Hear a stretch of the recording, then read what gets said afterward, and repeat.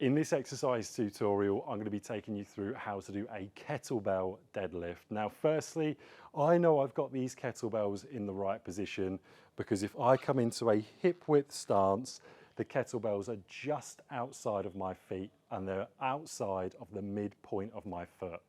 Now, when it comes to kettlebell deadlifts, a lot of people come into the position and they think about bringing the back up. So yes, the chest has to be up, but what I want you to think about is pushing the floor away from you with your feet. So as opposed to being in that bent over position and thinking about back coming up, come into that squat position, bring your shoulders back, really screw those shoulders back and push the floor away from you. Then when you're at your top position, you'll notice I'm bringing the hips back, slowly lower those kettlebells back down under control. Keep those shoulders back and push the floor away from you.